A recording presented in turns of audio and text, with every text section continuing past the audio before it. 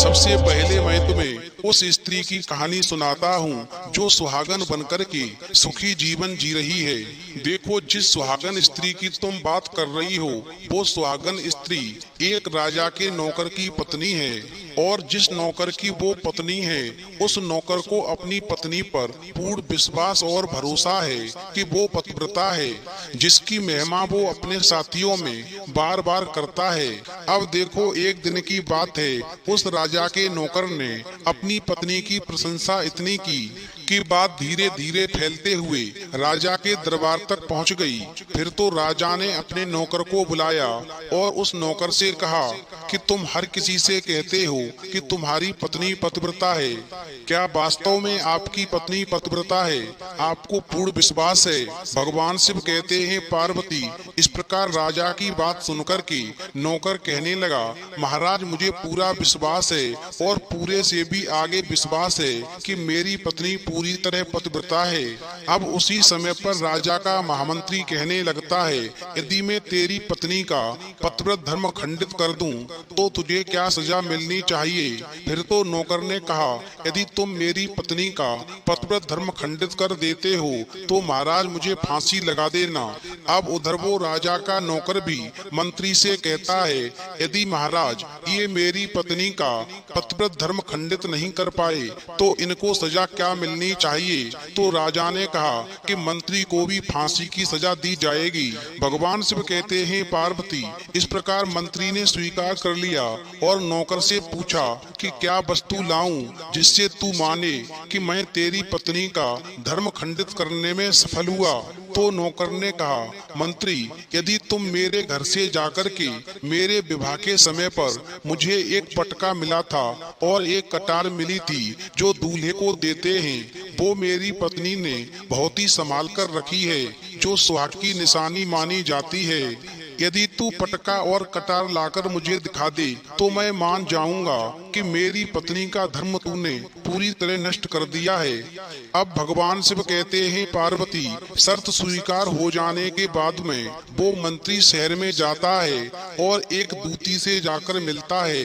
वो दूती हमेशा एक दूसरे से भिड़ाने का काम करती थी और जो काम कोई नहीं करता था वो काम करने में वो सक्षम थी। फिर इस प्रकार उस मंत्री ने उस दूती को अपने स्वार्थ के लिए बुलाया और दूती से कहा कि देखो, इस नाम का एक व्यक्ति है, उससे मेरी शर्त लगी है। और फिर उसने उस शर्त के बारे में उस दूती को सारा कुछ बता दिया। फिर वो उस दूती से कहने लगा कि तू कैसे भी करके उस स्त्री से मेरा संपर्क करवा दे, तुझे जितना धन चाहिए मैं उतना धन दूंगा। भगवान शिव कहते हैं, पार्वती, इस प्रकार मंत्री की बात सुनकर के दूती कहने लगी, भाई, तू उस औरत के बारे में बात मत कर, वो औरत पूरी तरह से पतिव्रता है, तेरी ओर थूकेगी भी नहीं, तेरी शक्ल भी नहीं देखेगी और उनके परिवार के व्यक्ति भी खूंखार हैं, तेरी खाल उतार लेंगे। तो मंत्री कहने लगा, ठीक है, यदि तू मेरा उससे संपर्क नहीं करवा सकती है तो एक काम कर दे, उसके घर से जाकर के पटका और कटार चुरा कर ला दे और उसकी पत्नी के गुप्तांग के पास में यदि कोई चिन्ह हो तो वो चिन्ह भी मुझे देख करके बता दे, फिर मैं तुझे मुंह मांगा इनाम दूंगा। भगवान शिव कहते हैं, पार्वती, ये बात दूती की समझ में आ गई। उसने कहा, ठीक है, मैं तुम्हारा काम अवश्य करूंगी। नौकर शहर में रहता था। दूती नौकर के घर जाती है, उसकी पत्नी से जाकर बोलती है, बेटी, मैं तेरी पति की बुआ हूँ, मैं कई वर्षों के बाद आई हूँ। फिर तो उस स्त्री ने कहा, आओ बुआ जी, मैंने आपको पहले कभी देखा नहीं, इसलिए पहचान नहीं पाई। और इस प्रकार उस दूती को उस नौकर की पतिव्रता स्त्री ने बहुत बड़ा सम्मान दिया, मगर उसे क्या मालूम था कि ये उसके साथ में छल करने आई है। अब भगवान शिव कहते हैं, पार्वती, इस प्रकार वो दूती उस पतिव्रता स्त्री के साथ में 2 दिन तक रुकी। जिस समय वो स्त्री स्नान करने लगी तो दूती उठ करके उस पतिव्रता स्त्री की कमर मलने लगी। उस पतिव्रता स्त्री ने बहुत मना किया, फिर भी वो दूती नहीं मानी और कहने लगी, मुझे तो बेटी से भी प्यारी लगती हो, तुम मना मत करो, काफी दिनों के बाद में मेरी तुम्हारी मुलाकात पहली बार हुई है। अब ऐसा कहकर के वो दूती मुख पर हाथ फिराने लगी। फिर आंखों को धोने के बहाने से उस दूती ने उस पतिव्रता स्त्री की आंखों पर पानी मार दिया और उस स्त्री की आंखें बंद हो गईं। इस प्रकार गुप्तांग के पास में जांघ पर उस स्त्री के एक तिल था जो दूती ने देख लिया। बस उसका काम बन गया। उधर स्नान करने के बाद में जब वो पतिव्रता स्त्री रसोई में खाना बनाने गई तो दूती को मौका मिल गया और उसने पटका और कटार उस नौकर के घर से चुरा ली और वहां से एकदम से भाग गई। और जाकर के दूती ने वो पटका और कटार मंत्री को दे दिए और उस पतिव्रता स्त्री के जांघ पर तिल की निशानी भी बता दी। भगवान शिव कहते हैं पार्वती, फिर वो मंत्री पटका और कटार लेकर के सीधा राजा के दरबार में पहुंचा और राजा से जाकर कहा, महाराज मैंने नौकर की पत्नी के पास में 2 दिन बिताए हैं और ये पटका तथा कटार उसी के हाथों से लेकर आया हूँ। फिर तो राजा ने दरबार लगाया और नौकर को बुलाया तथा महामंत्री से सभा में पटका और कटार नौकर को दिखाने के लिए कहा। फिर राजा की आज्ञा पाकर के मंत्री ने उस नौकर को पटका और कटार दिखाई और उसकी पत्नी की जांघ पर तिल भी बताया तो नौकर मान गया कि वास्तव में आज मेरी पत्नी ने अपना पतिव्रत धर्म पूरी तरह से भंग करवा लिया। भगवान शिव कहते हैं पार्वती, फिर तो राजा ने फांसी का दिन 15 दिन के बाद में रख दिया और कहा कि नौकर को 15 दिन के बाद में फांसी पर चढ़ाया जाएगा।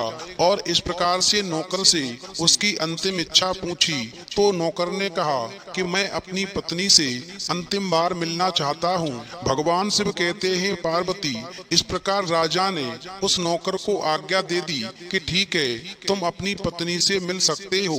फिर नौकर अपने घर गया और अपनी पत्नी से कहा कि आपने मेरे साथ में बहुत बड़ा विश्वासघात किया। मैंने आपके विश्वास पर मंत्री से ऐसी शर्त लगाई थी कि राजा के दरबार में राजा के सामने मैंने कहा था कि मेरी पत्नी का पतिव्रत धर्म कोई नष्ट कर दे तो मुझे फांसी लगा देना। अब मुझे 15 दिन के बाद में फांसी लगा दी जाएगी। मेरे साथ विश्वासघात करके तुमने ठीक नहीं किया। भगवान शिव कहते हैं पार्वती, उस पतिव्रता स्त्री ने अपने नौकर पति को सारी बात बताई मगर उसे विश्वास नहीं हुआ और पुनः वो राजा के दरबार में पहुंच गया। फिर नौकर वापस जाकर के जब पहुंचा तो राजा के दरबार में उसे कैद में डलवा दिया गया। अब उधर नौकर की पतिव्रता धर्म पत्नी ने परमात्मा को याद किया और राजा के दरबार में गई और राजा से नाच दिखाने की आज्ञा मांगी। भगवान शिव कहते हैं पार्वती, उधर नौकर की पतिव्रता धर्म पत्नी ने परमात्मा को याद किया और अपना भेष बदल करके राजा के दरबार में गई और राजा से नाच दिखाने की आज्ञा मांगने लगी क्योंकि वो स्त्री बहुत ही सुंदर थी और उधर राजा शौकीन होते हैं। इसलिए राजा ने आज्ञा दे दी कि सभी मंत्री संतरी आदि उपस्थित होकर के इस सुंदरी का नाच करवाने की पूरी व्यवस्था करें।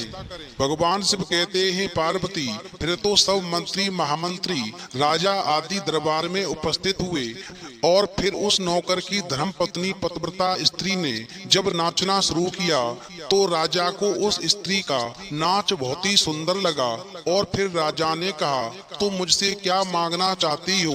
तुम जो भी मांगोगी मैं तुम्हें वही दूंगा। भगवान शिव कहते हैं पार्वती, फिर उस नौकर की पतिव्रता स्त्री ने कहा, महाराज आपकी सभा में मेरा चोर है जिसने मेरे रुपए लिए थे मगर आज तक वापस नहीं दिए, उसे फांसी की सजा दे दीजिए। अब राजा ने कहा, ठीक है, बताओ मेरे दरबार में तुम्हारा चोर कौन है, उसका नाम क्या है, मैं उसको फांसी की सजा अवश्य दूंगा। भगवान शिव कहते हैं पार्वती, फिर उस नौकर की पतिव्रता स्त्री ने कहा, महाराज आपका मंत्री मेरा चोर है, आप इनको फांसी की सजा अवश्य दें। अब उधर जैसे ही मंत्री ने सुना कि ये सुंदरी मुझे अपना चोर बता रही है तो मंत्री कहने लगा, महाराज मैं कसम खाकर कहता हूँ कि मैंने इसका कभी कुछ नहीं चुराया है, मैंने इसे आज तक कभी देखा ही नहीं है तो मैं इसकी चोरी कैसे कर सकता हूँ, मैंने आज तक इसकी शक्ल ही नहीं देखी है। अब भगवान शिव कहते हैं पार्वती, जैसे ही मंत्री ने कहा कि मैंने इस सुंदरी की आज तक शक्ल ही नहीं देखी है, तो वो सुंदरी कहने लगी, महाराज, यदि ये मंत्री मुझे जानता नहीं है तो आप इससे ये पूछें कि ये पटका और कटार कहाँ से लाया था। मैं उस नौकर की पत्नी हूँ जो आपके यहाँ पर नौकरी करता है और आप मेरे निर्दोष पति को फांसी चढ़ाने वाले हैं। अब मैं आपको पूरी दास्तां सुनाती हूँ। ये जो आपका मंत्री है, इसने मेरे पास में अपनी एक दूती को भेज करके मेरी जांग के तिल का पता लगाया और उसी ने ये पटका तथा कटार चुरा करके इसको ला करके दी। और आपके मंत्री के द्वारा भेजी गई दूती जब मेरे घर पर आई थी तो उसने मुझसे कहा था कि वो मेरे पति की बुआ है, वो पहली बार आई है, इसलिए मैं उसको पहचान नहीं सकी। और महाराज, इस प्रकार मैंने उस स्त्री को अपने यहाँ पर बहुत बड़ा सम्मान दिया और अपने यहाँ पर ठहरने की उसकी व्यवस्था की। भगवान शिव कहते हैं, पार्वती, इस प्रकार उस नौकर की पतिव्रता स्त्री की बात को सुनकर के राजा ने दूती को बुलाया। फिर उस दूती ने राजा को सारी सच्चाई बता दी, जिससे राजा ने उस नौकर को बरी कर दिया और मंत्री को फांसी पर चढ़ा दिया। भगवान शिव कहते हैं, पार्वती, इस प्रकार उस नौकर की पतिव्रता स्त्री ने अंत में राजा से कहा, महाराज, मैं अपने पति से बहुत प्यार करती हूँ, मैं एक चरित्रवान स्त्री हूँ, कभी भी मैं अपने पति का नाम तक अपने मुंह से नहीं लेती। अब भगवान शिव कहते हैं, पार्वती, मेरी कहानी पूरी होती है। अब तुम अपने तीनों प्रश्नों के उत्तर क्रमवार सुनो। तुम्हारा पहला प्रश्न था, कौन सी स्त्री समय से पहले विधवा हो जाती है? तो जो स्त्रियां अपने पति का नाम लेती हैं वो समय से पहले विधवा हो जाती हैं, क्योंकि पति का नाम लेने से पति की उम्र कम हो जाती है और समय से पहले ही उनके पति की मृत्यु हो जाती है। ऐसी स्त्रियां जो अपने पति का नाम लेती हैं वो समय से पहले ही विधवा होकर के एक दुखी जीवन जीती हैं। बस यही राज की बात है कि तुम जिन 3 सहेलियों की बातें कर रही थी उनमें से 2 विधवा थीं और एक ये नौकर की पत्नी थी जो पतिव्रता स्त्री थी। ये पतिव्रता कभी भी अपने पति का नाम मुंह से नहीं लेती थी। उधर वो 2 स्त्रियां जो विधवा होकर के जीवन दुखी जी रही हैं, वो हमेशा अपने पति का नाम लेकर ही बुलाती थीं, जिसकी वजह से उनके पति की उम्र कम हुई और फिर वो दोनों स्त्रियां समय से पहले ही विधवा हो गईं और आज वो दुखी जीवन जी रही हैं। इसलिए कभी भी स्त्री को अपने पति का नाम अपने मुंह से नहीं लेना चाहिए। अब तुम्हारा दूसरा प्रश्न था, कौन सी स्त्री को जीवन में कभी सुख नहीं मिलता? तो समझ लो, जो स्त्रियां अपने पति की बिना अनुमति के किसी तीर्थ स्थान या उत्सव में जाती हैं, उनके जीवन में कभी सुख नहीं आता। ऐसी स्त्रियां जीवन भर दुखी रहती हैं और उन्हें पति का कभी प्रेम नहीं मिलता। अब भगवान शिव कहते हैं, पार्वती, तुम्हारा तीसरा प्रश्न था कि ऐसी कौन सी चीज है जो एक पत्नी अपने पति को मांगने से भी नहीं देती? तो समझ लो, वो चीज गाली है। एक चरित्रवान स्त्री कभी अपने पति को गाली नहीं दे सकती और जो स्त्री गाली देती है वो स्त्री कभी चरित्रवान नहीं होती और ऐसी स्त्री जीवन भर रोती है। उसके जीवन में कभी सुख की घड़ी नहीं आती और समय से पहले ही ऐसी स्त्री विधवा हो जाती है।